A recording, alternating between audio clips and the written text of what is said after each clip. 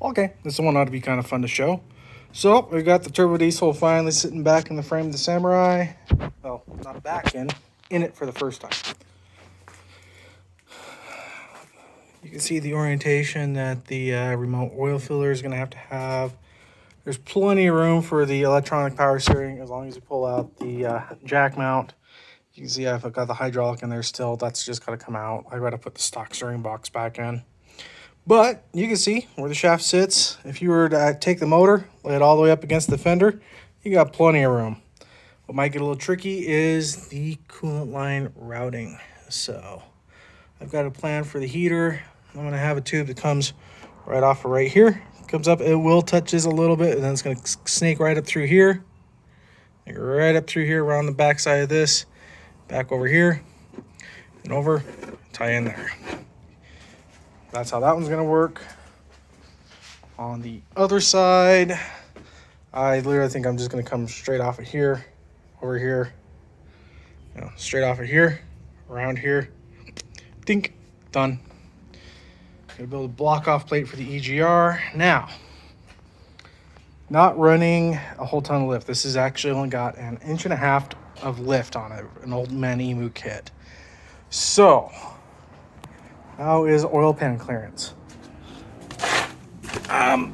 Answer is not great. So if you can see right here, a little bit tricky to get in frame. There we go. Yeah, you can see there ain't much room at all. And if you look at the distance on the bump stops, it's very much gonna be smacking that diff really hard on the oil pan. So, what's the plan? The reason why I say you don't want to run something like an ALH is it puts the oil pump up at the very front of the pan right here. So you can't really clearance it all that well.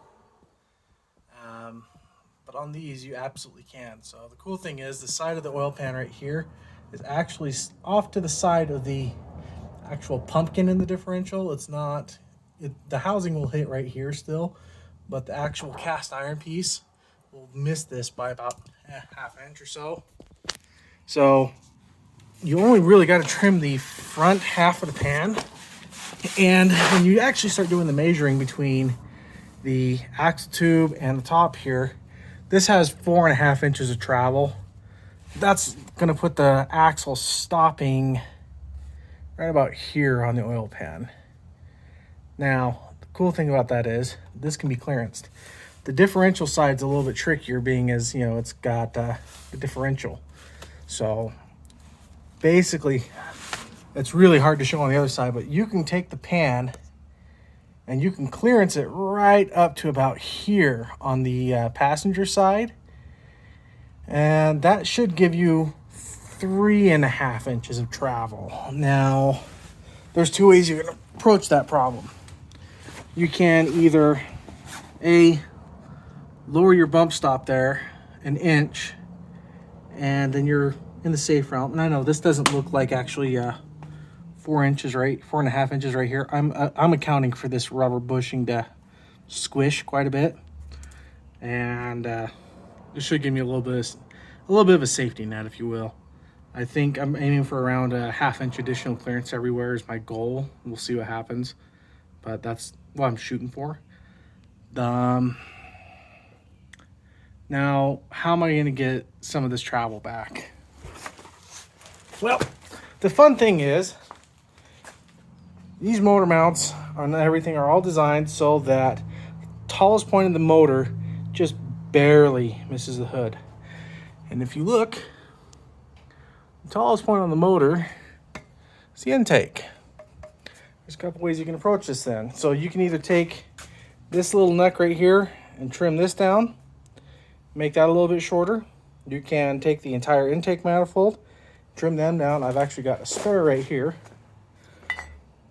So if you look at this thing, basically you cut out this section and weld this top piece down to this bottom piece. Just that'll get you some clearance there. Nothing on the manifold will stop you from doing that. I don't think it'll breathe quite as well, but I don't think it's going to hurt anything. I mean, this isn't going to be a high horsepower application, so I don't think the flow numbers are going to be a major problem. Yeah. So the plan here is I'm actually going to be getting some Play-Doh, and I'm going to throw a chunk of dough on the front of the timing cover right here.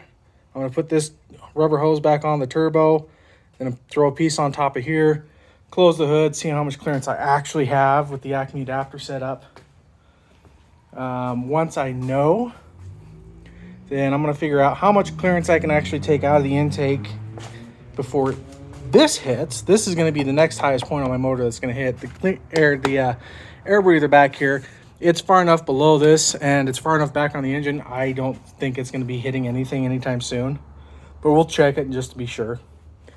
Then, to raise the motor the appropriate amount, I want to keep about 1/4 inch of clearance between this and my hood, maybe an 1/8 inch clearance. We'll see where it ends up landing. But then the idea is I'm going to modify either these brackets or these motor mounts and put a spacer.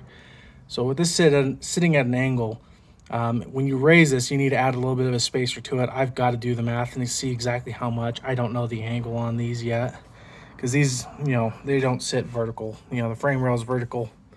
These clearly sit at an angle. So as the motor goes up, you need to add a spacer that's appropriate. You need to re-drill some holes, and stuff needs to happen. I don't know what stuff yet. I'll find out, and I will update you on the next part of the video here. But yeah, going forward today, the plan is to see how much I can lift this. I've got to get this injection pump off to have it sent out and be rebuilt. I've got a local company that's going to be doing it. Then I've got to figure out routing for the oil coolers. I'm hoping to mount the actual oil cooler kind of in this general vicinity right here, maybe back here. I just don't think I'm going to have room with the Acme radiator up here. So yeah, we're going to be pumping hot air through it, but I don't think that's necessarily a terrible thing either, because we don't want to overcool the oil. We want to keep it up to the appropriate temperature, and it is thermostatically controlled. So we'll see how it works. It might end up, I don't know, it might even end up down in there. We'll figure it out. You'll see it. I'll post a video. Then yep, I've got to cut the exhaust off, start fabricating that. That's going to come right down off of this, down, come through here, right over the top of the transmission, and poke right down through that hole. Like literally right here. And that should get me the exhaust where I need it. I'll have to kind of move my transmission wires, but those things aren't really all that critical anyway. Really, I only have the reverse light working, so the 5th gear switch doesn't do anything. The wiring harness is already cut for it, so who cares? Air cleaner. I'm going to try to run the factory Suzuki airbox right here. I'm going to build a hose that comes off of this, comes around and goes to the top of the airbox. I might have to do some 3D printing on that. Side note, 3D printing for a intake tract actually works really well. If I can remember what the hell I did with my snorkel. It's around here somewhere, but all you really need to know is on the carburetor of this 1.3, I had a 3D printed carb hat, and that sucker worked really well. If you look down that carb, it is clean as can be, and that is after several thousand miles of heavy off-road use, so I'm pretty happy with it. All right, well, that's all for this update. I'll catch you on the next one.